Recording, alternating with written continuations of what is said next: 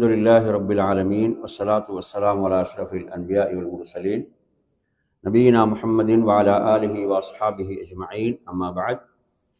அன்பிற்குரிய சகோதரர்களே, தாய்மார்களே, சகோதரிகளே, அஸ்ஸலாமு அலைக்கும் வரஹ்மத்துல்லாஹி வபரகாத்துஹு. நாம் இந்த தொடரிலே நமது அன்றாட வாழ்வில் நாம் பேண வேண்டிய சுன்னத்துக்களை நாம் படித்து வருகின்றோம். நாம் இதற்கு முன்னர் 2 வகுப்புகளில் 50 சுன்னத்துக்கள் வரை பார்த்திருக்கிறோம். இன்று நாம் இந்த தொடரில் 51வது சுன்னாவை பார்க்க போகின்றோம். அல்லாஹ்வின் தூதர் மீது நேசம் கொண்டவர்கள் அல்லாஹ்வின் தூதருடைய சுன்னாக்களை, வழிமுறைகளை மிக உயர்வாக கருதி பின்பற்றுவார்கள். எந்த ஒரு சுன்னாவையும் அவர்கள் அற்பமாக, அலட்சியமாக கருத மாட்டார்கள். எனவே அந்த அடிப்படையில் என் அருமையான சகோதரர்களே, இதில் 51 பாருங்கள். அதாவது அல்லாஹ்வின் தூதர் ஸல்லல்லாஹு அலைஹி வஸல்லம் அவர்கள் கூறினார்கள், ஒருவர் எதையாவது சாப்பிடுகிறார் அல்லது குடிக்கின்றார் என்று சொன்னால் அவர் அல்லாஹுவை புகழ்வதன் மூலம் அல்லாஹ் திருப்தி அடைகின்றான். ஒருவர் ஏதாவது ஒன்றை சாப்பிட்டுவிட்டு அல்லது அவர் குடித்துவிட்டு அல்லாஹுவை புகழுகின்ற போது அவர் அல்ஹம்துலில்லாஹ் என்று சொல்கிறார். அல்ஹம்துலில்லாஹ் என்று சொல்வதன் மூலம் அல்லாஹ் திருப்தி அடைகின்றான். நபி ஸல்லல்லாஹு அலைஹி வஸல்லம் அவர்கள் குறிப்பாக ஓதுவதற்கு பல துஆக்களை சொல்லி தந்திருக்கிறார்கள். நாம் உண்டதன் பிறகு, சாப்பிட்டதன் பிறகு, குடித்ததன் பிறகு ஓதுவதற்கு பல துஆக்களை குறிப்பாக நமக்கு சொல்லி தந்திருக்கிறார்கள். ஒருவருக்கு அந்த துஆக்கள் எதுவுமே தெரியாது, அவர் அல்ஹம்துலில்லாஹ் என்று சொன்னாலே அல்லாஹ் என்ன செய்கிறான்?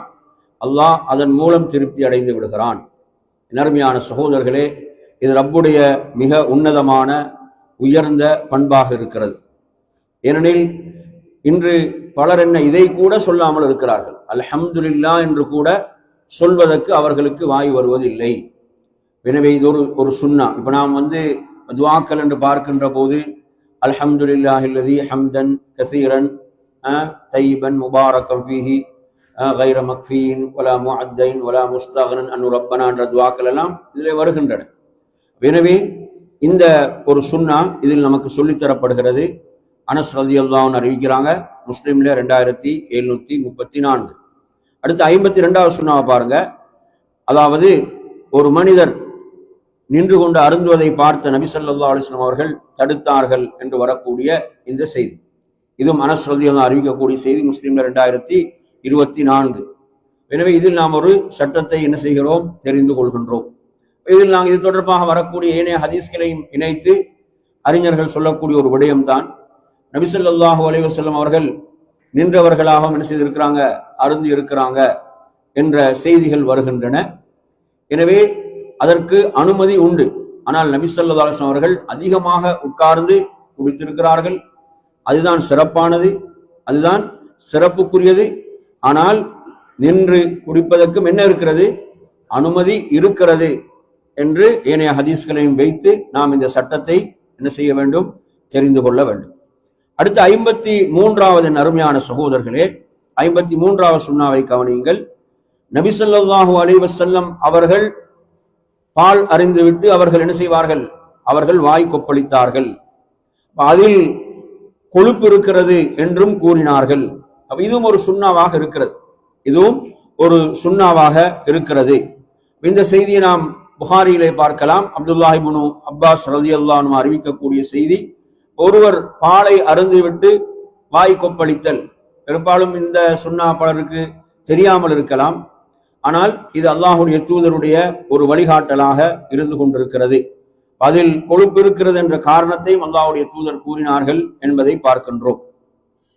அடுத்து வாங்க 54வது, நபி ஸல்லல்லாஹு அலைஹி வஸல்லம் அவர்கள் எந்த உணவையும் ஒருபோதும் அவர்கள் குறை கூறியது கிடையாது. நபி அவர்கள் உணவை என்ன செய்ய கிடையாது, அவர்கள் குறை கூறியது கிடையாது. அவர்கள் விரும்பினால் உண்பார்கள், இல்லை என்றால் விட்டு விடுவார்கள் என்று வரக்கூடிய இந்த அல்லாஹுடைய தூதருடைய சுன்னா முன்மாதிரி. எனவே நறுமையான சகோதரர்களே, இந்த பண்பை நாம் வளர்த்து கொள்ள வேண்டும். சிலர் நாம் பார்க்கின்றோம் எப்போதும் உணவை குறை கூறி கொண்டிருக்கக்கூடிய அந்த மோசமான பண்புகள் தன்மைகள் இருக்கின்றன. அல்லாஹ்வுடைய தூதருடைய முன்மாதிரியை இங்கு பாருங்கள். அவர் விரும்பினால் அல்லாஹ்வுடைய தூதர் உண்பார்கள், இல்லை என்றால் விட்டு விடுவார்கள், குறை கூற மாட்டார்கள். இது புகாரில வரக்கூடிய செய்தி 5409 வரக்கூடிய. அடுத்து வாங்க 55வது செய்தி. நபி ஸல்லல்லாஹு அலைஹி வஸல்லம் அவர்கள் 3 விரல்களால் சாப்பிடுவார்கள்.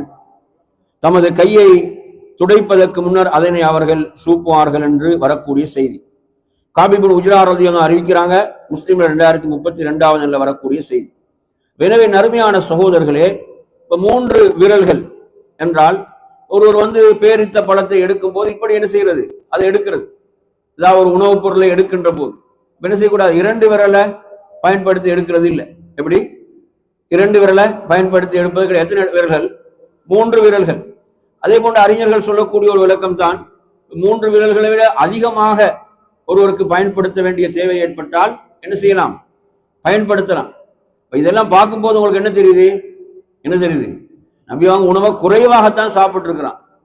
இன்றைக்கு என்ன சொல்லுவாங்க, எப்படி சொல்றாங்க, இப்படி அள்ளினா என்ன புள்ளியோட தலைமாறிக்கு அள்ளுறதுன்னு சொல்லுவாங்க. அப்ப விரல்களை அதிகப்படுத்தும் போது என்ன செய்யும், கூடுதலாகத்தான் வரும். அப்படித்தானே? இப்ப பக்கத்தில் உள்ளவங்களையும் பார்க்க வேண்டும். இப்ப சஹான்ல உட்கார்ந்து இருக்கிறோம், அவங்களும் சாப்பிட வேண்டும், அவைகளெல்லாம் கவனிக்க வேண்டும் என்பதெல்லாம் இதுல இருக்குது, இந்த செய்தியில புரியுது அவங்க சொல்றது. எனவே அந்த அடிப்படையில அதாவது தேவை ஏற்படும் போது அதிகமான விரல்களை என்ன செய்யலாம், அதுல பயன்படுத்திக் கொள்ளலாம். ஆனால் அல்லாஹ்வுடைய தூதர் ஸல்லல்லாஹு அலைஹி வஸல்லம் இவ்வாறு பயன்படுத்துவாங்கடா, அவர்கள் குறைவாகத்தான் என்ன செய்வாங்க, சாப்பிடுவார்கள் என்பதையும் அதிலிருந்து நாம் புரிந்து கொள்ள முடியும். அடுத்து 56வது நறுமையான சகோதரர்களே, ஜம்சம் நீரை அருந்துவது சம்பந்தமாக வரக்கூடிய செய்தியில் நபி ஸல்லல்லாஹு அலைஹி வஸல்லம் அவர்கள் சொன்னார்கள், இந்த ஜம்சம் நீர் என்பது அது பரக்கத்து மிக்கது என்று சொன்னார்கள். அது பரக்கத் மிக்கதாகவும் அது நல்ல உணவாகவும் இருக்கிறது என்று சொன்னாங்க. நல்ல உணவாகவும் இருக்கிறது என்று இந்த செய்தி வருகிறது. அப்ப அபூதர் ரலியல்லாஹு அறிவிக்கக்கூடிய இந்த சஹாபி, இந்த நபித்தோழர் உங்களுக்கு தெரியும், இவர் இஸ்லாத்தை ஏற்பதற்காக மக்காவுக்கு சுமார் 1 மாத காலம் நபி அவர்களை சந்திக்க முடியாமல் இருந்தால், அந்த அளவு மக்கா முஸ்லிம்களுக்கு ஒரு நெருக்கடியான சூழலில் இருந்தது. நபி அவர்களை கூட என்ன செய்ய முடியாது, சந்திக்க முடியாத அளவுக்கு. இவர்கள் 1 மாத காலம் ஜம்சம் நீரை அருந்திதான் வாழ்ந்தாங்கன்றதை பார்க்கணும். அப்பதான் ரசூல் அங்க சொல்றாங்க, இந்த ஜம்சம் என்பது பரக்கத்து மிக்கது, இது என்ன உணவாகும் என்றும் அல்லாஹ்வுடைய தூதர் ஸல்லல்லாஹு அலைஹி வஸல்லம் அவர்கள் குறிப்பிட்டார்கள் என்பதை பார்க்கின்றோம். இது முஸ்லிம்ல வரக்கூடிய செய்தி 2473. அதே போன்ற நறுமை சகோதரர்களை 57வது, இது நோன்பு பெருநாளோடு சம்பந்தப்பட்டது. நபி ஸல்லல்லாஹு அலைஹி வஸல்லம் அவர்கள் சில பேரிச்ச பழங்களை சாப்பிடாமல் அவர்கள் தொழுகைக்காக செல்ல மாட்டார்கள். மற்றொரு அறிவிப்பில் ஒற்றைப்படையாக சாப்பிடுவார்கள் என்பதும் வருகிறது. புகாரில வரக்கூடிய செய்தி. அடுத்து 58வது செய்திக்கு வருவோம். திருக்குர்ஆனை அதிகம் ஓதுதல். நபி ஸல்லல்லாஹு அலைஹி வஸல்லம் அவர்கள் கூறினார்கள், திருக்குர்ஆனை நீங்கள் ஓதுங்கள், மறுமையில் அது ஓதியவர்களுக்கு பரிந்துரை செய்யக்கூடியதாக வரும். ஷஃபீஅல் லி அஸ்ஹாபிஹி என்று குறிப்பிட்டார்கள். எனவே அந்த அடிப்படையில் நறுமையான சகோதரர்களே, திருக்குர்ஆனை நாம் ஓதக்கூடிய வளமை எப்படி நம்மிடம் இருக்கிறது? உதாரணமாக ரமலானுடைய மாதம் என்றால் தெளிவா இருக்கும், ரமலான்ல தெளிவாக இருக்கும். ரமலான் அல்லாத காலங்களில் ஏதாவது தெளிவு இருக்குதா? குர்ஆனை இப்படித்தான் ஓதுறோம், அல் குர்ஆனை இப்படி ஓதுகிறோம், ஒரு மாதத்திலேயாவது முடிக்கிறோம், இப்படி ஏதாவது ஒரு முறை இருக்குதா உங்களோட வாழ்க்கையில? இப்ப குர்ஆனை நாங்கள் அதிகமாக ஓதுங்கள் என்று நபி அவர்கள் இங்கு சொல்கிறார்கள். அதை ஓதும் போது நாம் அதை விளங்கி ஓதுவது இன்னும் சிறப்புக்குரியது. அதை நாம் விளங்கி ஓதுவது இன்னும் சிறப்புக்குரியது. அது நாளை மறுமையில் என்ன செய்யும், ஷஃபாஅத் செய்யக்கூடியதாக, பரிந்துரை செய்யக்கூடியதாக வரும் என்று அல்லாஹ்வுடைய தூதர் ஸல்லல்லாஹு அலைஹி வஸல்லம் அவர்கள் குறிப்பிட்டார்கள். சிலவங்க எப்படி நினைச்சு கொண்டிருக்கிறாங்கன்னா, மகனை ஹாஃபிஸாக்கினா போதும் நான் சொர்க்கம் போய்த்திடலாம் அந்த மாதிரி நினைக்கிறான். என்ன மகனை ஹாஃபிஸாக்கினா அவர் எத்தனை பேருக்கு ஷஃபாஅத் செய்வார் என்று ஒரு தைஃபான பலவீனமான ஹதீஸை வைத்துக் கொண்டு சிலர் என்ன செய்யறாங்க, அப்படி இருக்கிறான். அப்படி அல்ல என் அருமை சகோதரர்களே. குர்ஆனை பொறுத்தவரையில ஒவ்வொருவரும் அதை ஓத வேண்டும், விளங்க வேண்டும், மனனம் செய்ய வேண்டும். எனவே குர்ஆனை பொறுத்தவரையில் அதை ஓதியவருக்கு ஷஃபாஅத் செய்யும் என்பது மிகப்பெரிய சிறப்பாக இருக்கிறது. அடுத்து வாங்க 59வது பாருங்க. நபி ஸல்லல்லாஹு அலைஹி வஸல்லம் சொல்றாங்க, குர்ஆனை சப்தமிட்டு அழகிய ராகத்துடன் அவன் நபி அவர்கள் ஓதியதை அல்லாஹ் செவியேற்றதை போன்று வேறு எதையும் அவன் செவியேற்கவில்லை. சுப்ஹானல்லாஹ். குர்ஆன் எவ்வளவு சிறப்புக்குரியது, அந்த குர்ஆனை ஓதுவது எவ்வளவு சிறப்புக்குரியது. சுப்ஹானல்லாஹ். இந்த ஹதீஸில் நாம் பார்க்கிறோம், அல்லாஹ்வின் தூதர் ஸல்லல்லாஹு அலைஹி வஸல்லம் அவர்கள் சப்தமிட்டு அழகிய ராகத்துடன் அந்த ஓதியதை அல்லாஹ் செவியேற்றது போன்று வேறு எதையும் செவியேற்கவில்லை. இது புகாரில வரக்கூடிய செய்தி. அடுத்ததாக என் அருமையான சகோதரர்களே, இதுல 60வது செய்தியை பாருங்க. நபி ஸல்லல்லாஹு அலைஹி வஸல்லம் அவர்கள் எல்லா நிலையிலும் அல்லாஹுவை நினைவு கூறுவார்கள். திக்ர் என்பது ஒரு மூமினுடைய வாழ்விலே பிரிக்க முடியாத ஒன்று. எல்லா நிலைகளிலும் அல்லாஹுவை நினைவு கூறக்கூடியவனாக ஒரு மூமின் இருக்க வேண்டும். எல்லா நிலைகளிலும் இறை சிந்தனையோடு அவன் வாழ வேண்டும்.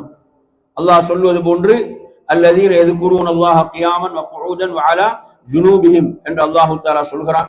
நின்றவர்களாக, உட்கார்ந்தவர்களாக, சாய்ந்தவர்களாக, எல்லா நிலைகளிலும் அல்லாஹுவை நினைவு கூறக்கூடிய ஒரு அடியானாக அல்லாஹ்வுடைய தூதர் ஸல்லல்லாஹு அலைஹி வஸல்லம் அவர்கள் அல்லாஹுவை எல்லா நிலையிலும் நினைவு கூறுவார்கள் என்ற இந்த செய்தி, என் அருமை சகோதரர்களே, ஷேகுல் இஸ்லாம் இப்னு தைமியா ரஹிமஹுல்லாஹ் அவருடைய ஒரு கூற்றை நாம் இதிலே அடிக்கடி உங்களுக்கு நினைவு கூறுவோம். அவர்கள் சொல்வார்கள், எப்படி மீனுக்கு தண்ணீரின்றி வாழ்வில்லையோ அதே போன்றுதான் ஒரு மூமினுக்கு திக்ரின்றி வாழ்வு கிடையாது என்று சொல்வார்கள். அல்லாஹுவை நாம் திக்ர் செய்தவர்களாக இறை நினைவோடு இருக்க வேண்டும், நமது அசைவுகளும் நகர்வுகளும்.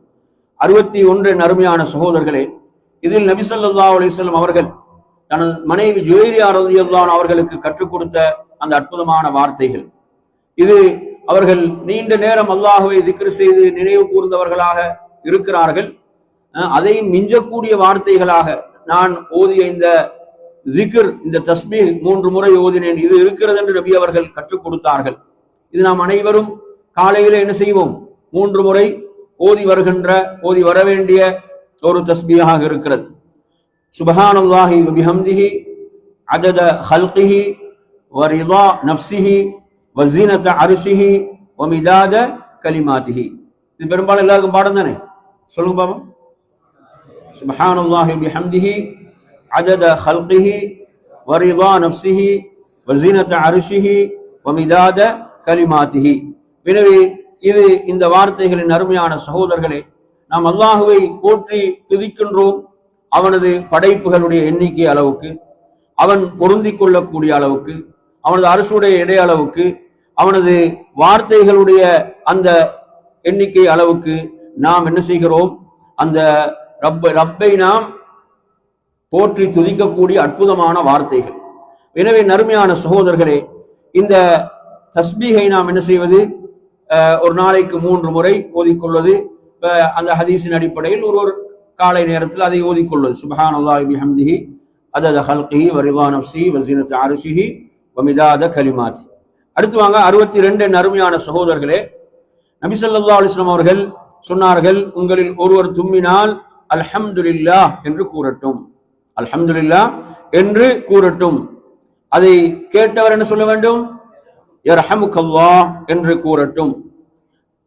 அதே போன்று தும்மியவர் அதை செவியேற்றால் யஹ்தீகுமுல்லாஹு வ யுஸ்லிஹு பாலக்கும் என்று கூறட்டும் என்ற இந்த ஒரு அதபை, ஒழுக்கத்தை நபி ஸல்லல்லாஹு அலைஹி வஸல்லம் அவர்கள் கற்றுத்தந்தார்கள். எனவே நறுமையான சகோதரர்களே, அல்ஹம்துலில்லாஹ் என்று ஒருவர் சொல்கிறார் என்றால் கேட்கக்கூடிய அனைவரும் என்ன செய்யறது, யர்ஹமுக்கல்லாஹ்னு சொல்வது. ஒருவர் மட்டுமல்ல, இங்கு கேட்கக்கூடியவர்கள் என்ன செய்ய வேண்டும், யர்ஹமுக்கல்லாஹ் என்று பிரார்த்தனை செய்வது. அதற்கு அவர் யஹ்தீகுமுல்லாஹு வ யுஸ்லிஹு பாலக்கும், அல்லாஹ் உங்களுக்கு நேர்வழி காட்டி உங்களது நிலையை சீர்படுத்தட்டும் என்று சொல்லக்கூடிய இந்த வார்த்தைகள். இந்த சுன்னா, அப்ப நாங்க எந்த ஒரு சுன்னாவை நாம் என்ன செய்யக்கூடாது, அலட்சியமாக கருதக்கூடாது. எந்த ஒரு சுன்னத்தையும் நாம் அலட்சியமாக நாம் கருதக்கூடாது. எல்லா நிலைகளிலும் அல்லாஹ்வுடைய தூதருடைய சுன்னாக்களை நாம் செயல்படுத்த வேண்டும். அடுத்து வாருங்கள் 63வது, அதாவது நோய் விசாரிக்க சென்றால் நபி அவர்கள் கூறக்கூடிய வார்த்தைகளில் லா பஅஸ தஹூருன் இன்ஷா அல்லாஹ் என்ற இந்த வார்த்தைகள், லா பஅஸ தஹூருன் இன்ஷா அல்லாஹ், பரவாயில்லை இன்ஷா அல்லாஹ் குணமாகி விடும் என்ற இந்த வார்த்தைகள், இது நாம் ஒரு நோயாளியை சந்திக்க சென்றால் சொல்ல வேண்டிய வார்த்தைகள். இது அல்லாஹ்வுடைய தூதருடைய ஒரு சுன்னாவாக இருக்கிறது. லா பஅஸ தஹூருன் இன்ஷா அல்லாஹ் என்ற அவரை நாம் ஆறுதல் படுத்துவது, அவரை ஆறுதல் படுத்துவது. இது புகாரில வரக்கூடிய செய்தி. அடுத்த நறுமையான சகோதரர்களே, 64வது பாருங்கள். இதை உஸ்மான் இப்னு அபில் ஆஸ் அஸ்-ஸகஃபி ரலியல்லாஹு அன்ஹு அவர்கள் சொல்லக்கூடிய ஒரு செய்தி பாருங்க. நான் இஸ்லாத்தை ஏற்றது முதல் எனது உடம்பில் நான் ஒரு வலியை என்ன செய்தேன், உணர்ந்தேன். அதை அல்லாஹ்வுடைய தூதரிடம் முறையிடுகிறார்கள். நபி அவர்கள் சொல்றாங்க, வலி உள்ள இடத்துல கையை வைத்து நீங்கள் 3 தடவை என்ன சொல்ல வேண்டும், பிஸ்மில்லா என்று சொல்லுங்கள். 3 தடவை பிஸ்மில்லா. இந்த துஆவை எத்தனை தடவை சொல்ல வேண்டும்? 7 தடவைகள். அஊது பில்லாஹி வ குத்ரத்திஹி மின் ஷர்ரி மா அஜிது வ உஹாதிரு என்ற இந்த துஆவை 7 முறை சொல்வது. இது நாங்க ஒரு முக்கியமான ஒரு வழிகாட்டல். நமக்கு ஒரு வலி ஏற்படுகிறது உடல்ல, நாம் அந்த வலி உள்ள இடத்துல கையை வைத்து பிஸ்மில்லா என்று 3 முறை சொல்வது. அடுத்து அஊது பில்லாஹி வ குத்ரத்திஹி மின் ஷர்ரி மா அஜிது வ உஹாதிரு என்று 7 முறை சொல்வது. சொல்லுங்க பாம், எப்படி இந்த துஆ எப்படி? அஊது பில்லாஹி வ குத்ரத்திஹி மின் ஷர்ரி மா அஜிது வ உஹாதிரு. அல்லாஹ்விடம் பாதுகாப்பு தேடுகிறேன். குத்ரத்திஹி அவனது ஆற்றலை கொண்டும், அதாவது மின் ஷர்ரி மா அஜிது வ உஹாதிரு நான் உணர்கின்ற அஞ்சுகின்ற தீமையை விட்டு நான் என்ன செய்கிறேன், அவனிடம் பாதுகாப்பு தேடுகிறேன் என்ற இந்த செய்தி. நாங்கள் இவைகளெல்லாம் நம்பிக்கையோடு ஒரு ஈமானோடு குணப்படுத்தக்கூடியவன் அல்லாஹ், அவன் தான் ஷாஃபி, நிவாரணம் அளிப்பவன் என்ற அந்த நம்பிக்கையோடு நாம் ஓத வேண்டும். அந்த நபித்தோழர் சொல்கிறார், இதை நான் ஓதி வந்தேன், எனது அந்த வலி நீங்கி விட்டது, குணமாகி விட்டது என்று சொல்கிறார்கள். அடுத்த நறுமை 65வது பாருங்க. அதாவது சேவல் கூவும் போது உள்ள சுன்னா. அல்லாஹ்வுடைய தூதர் சொல்கிறார்கள், நீங்கள் அல்லாஹ்வுடைய அருளை அந்த நேரத்தில் கேளுங்க. அல்லாஹும்ம இன்னி அஸ்அலுக மின் ஃபضலிக் என்று சொல்லுங்கள். ஏனென்றால் அது ஒரு மலக்கை பார்த்து விட்டது, அது ஒரு மலக்கை பார்த்து விட்டது. அதே போன்று கழுதை கத்துவதை நீங்கள் கேட்டால் ஷைத்தானிடமிருந்து பாதுகாப்பு தேடுங்கள். அஊது பில்லாஹி மினஷ் ஷைத்தானிர் ரஜீம் என்று. இந்த சுன்னாவை அல்லாஹ்வுடைய தூதர் கற்றுத்தருகிறார்கள். சேவல் கூவும் போது நாங்கள் அல்லாஹ்விடத்தில் என்ன செய்வது, அவனது ஃபضலை அருளை நாம் பிரார்த்தித்தல். இது புகாரில வரக்கூடிய செய்தி. அடுத்து மழை பொழியும் போது நாம் ஓத வேண்டிய துஆ என்ன? அல்லாஹும்ம ஸய்யிபன் நாஃபிஆ, அல்லாஹும்ம ஸய்யிபன் நாஃபிஆ. அல்லாஹ்விடத்தில் நாங்க பயனுள்ள மழையை பொழிய செய்வாயாக என்று துஆ செய்வது. இதுவும் ஒரு சுன்னா. அல்லாஹும்ம ஸய்யிபன் நாஃபிஆ. சிலரை பார்த்தீங்கன்னா என்ன செய்யறது, மழையை ஏசிக்கொண்டும் திட்டிக்கொண்டும் இருப்பான். அப்படி இருக்க ஒரு மூமின், இது அல்லாஹ்வுடைய ரஹ்மத், அல்லாஹ்வுடைய அருள், அவன் ஓத வேண்டியது அல்லாஹும்ம ஸய்யிபன் நாஃபிஆ. இது புகாரில் வரக்கூடிய செய்தி. அடுத்த நறுமை சகோதரர்களை 67வது பாருங்க.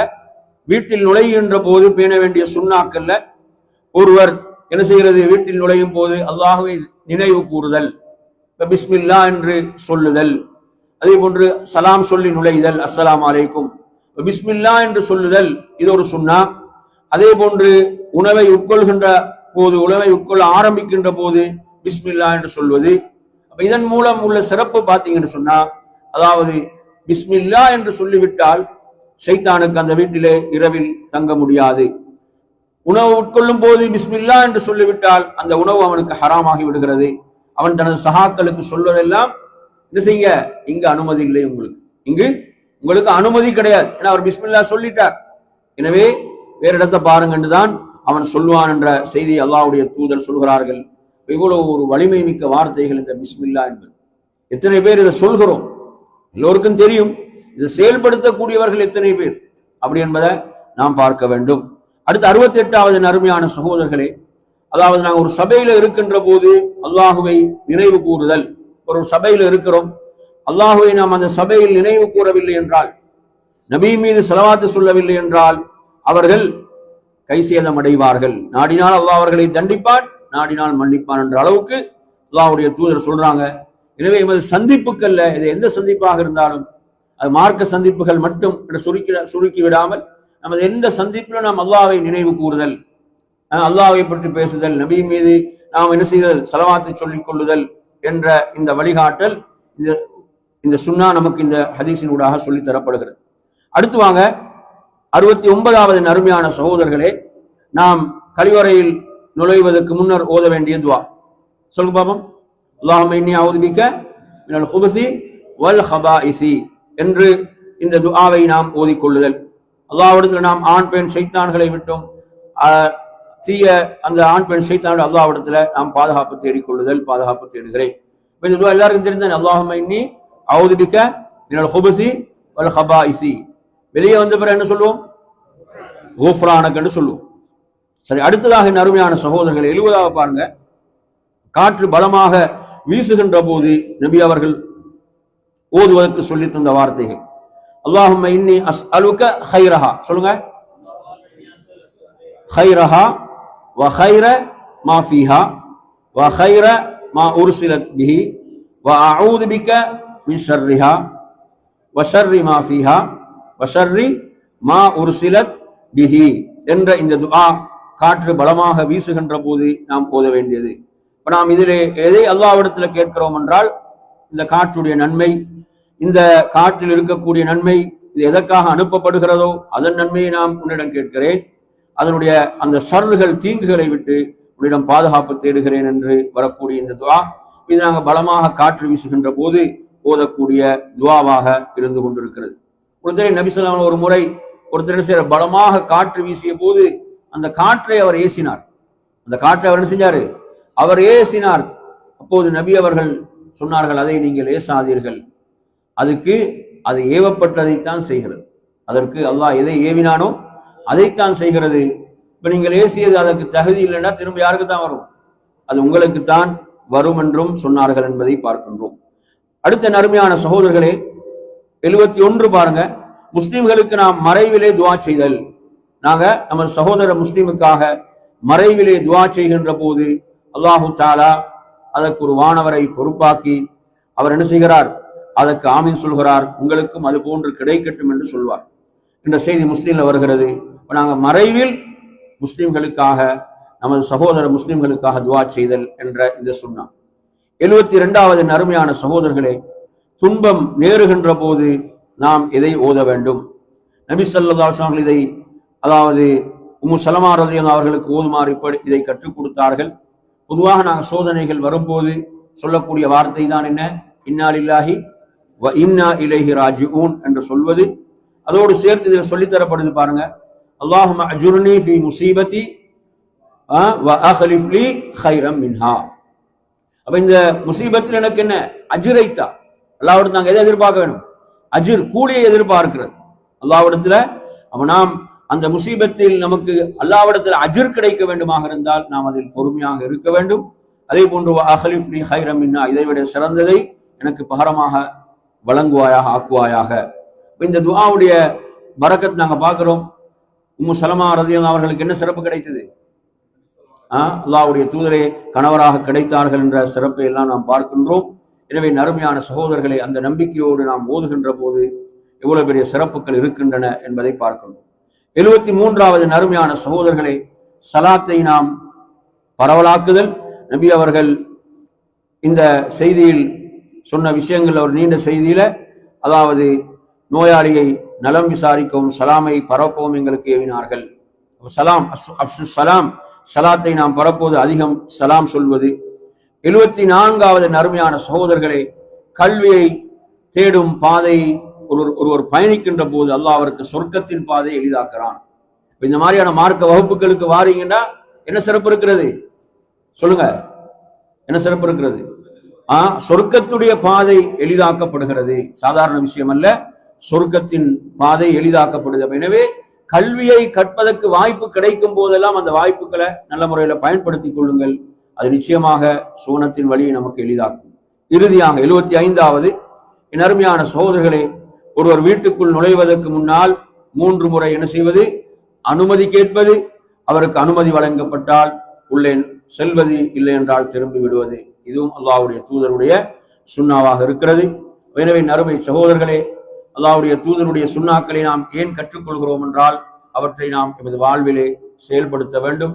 நிச்சயமாக அதில் அல்லாஹ் நமக்கு எண்ணற்ற பரக்கத்துகளை வைத்திருக்கிறான்.